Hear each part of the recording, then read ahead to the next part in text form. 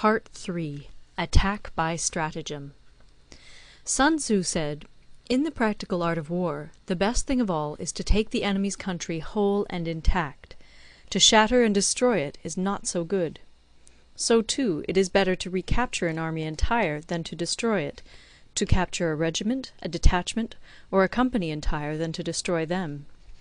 Hence, to fight and conquer in all your battles is not supreme excellence. Supreme excellence consists in breaking the enemy's resistance without fighting. Thus the highest form of generalship is to balk the enemy's plans. The next best is to prevent the junction of the enemy's forces. The next in order is to attack the enemy's army in the field. And the worst policy of all is to besiege walled cities.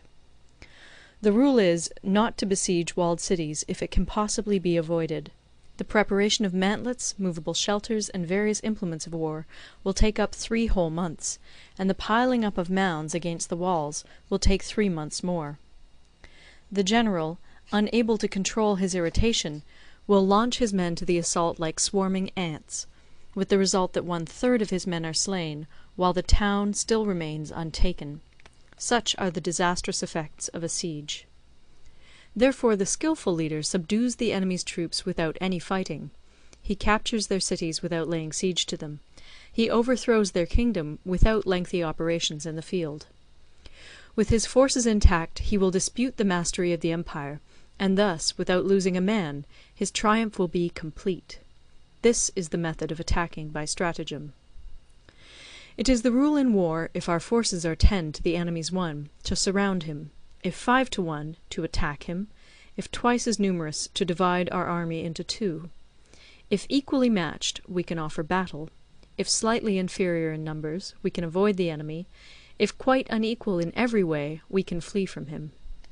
Hence, though an obstinate fight may be made by a small force, in the end it must be captured by the larger force. Now the general is the bulwark of the state. If the bulwark is complete at all points, the state will be strong. If the bulwark is defective, the state will be weak. There are 3 ways in which a ruler can bring misfortune upon his army. 1. By commanding the army to advance or to retreat, being ignorant of the fact that it cannot obey. This is called hobbling the army. 2. By attempting to govern an army in the same way as he administers a kingdom, being ignorant of the conditions which obtain in an army. This causes restlessness in the soldiers' minds. 3. By employing the officers of his army without discrimination through ignorance of the military principle of adaptation to circumstances. This shakes the confidence of the soldiers. But when the army is restless and distrustful, trouble is sure to come from the other feudal princes. This is simply bringing anarchy into the army, and flinging victory away.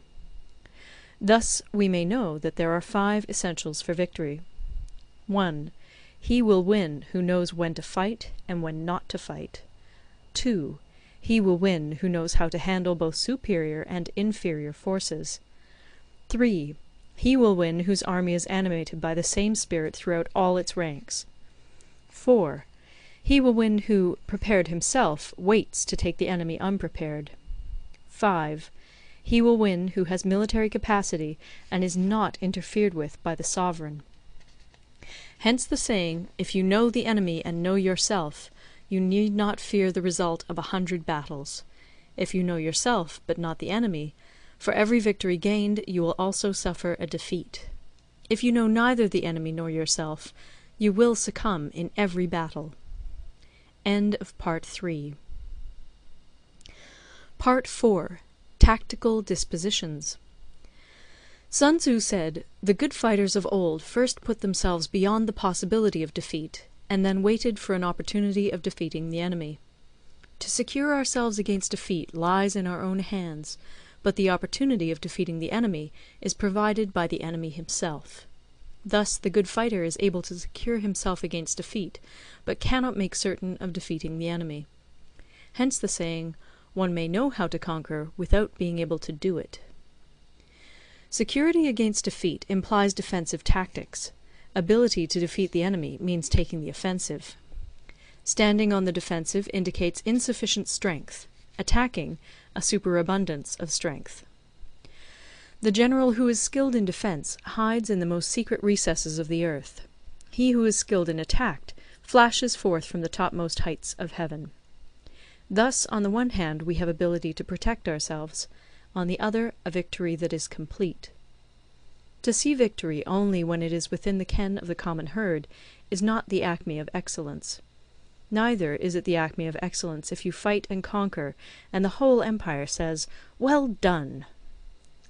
To lift an autumn hair is no sign of great strength. To see the sun and moon is no sign of sharp sight. To hear the noise of thunder is no sign of a quick ear. What the ancients called a clever fighter is one who not only wins, but excels in winning with ease. Hence his victories bring him neither reputation for wisdom nor credit for courage. He wins his battles by making no mistakes. Making no mistakes is what establishes the certainty of victory, for it means conquering an enemy that is already defeated. Hence the skilful fighter puts himself into a position which makes defeat impossible, and does not miss the moment for defeating the enemy. Thus it is that in war the victorious strategist only seeks battle after the victory has been won, whereas he who is destined to defeat first fights and afterwards looks for victory. The consummate leader cultivates the moral law and strictly adheres to method and discipline. Thus it is in his power to control success. In respect of military method we have, firstly, measurement; secondly, estimation of quantity; thirdly, calculation; fourthly, balancing of chances; fifthly, victory. Measurement owes its existence to earth; estimation of quantity to measurement; calculation to estimation of quantity; balancing of chances to calculation; and victory to balancing of chances. A victorious army opposed to a routed one is as a pound's weight placed in the scale against a single grain. The onrush of a conquering force is like the bursting of pent-up waters into a chasm 1,000 fathoms deep.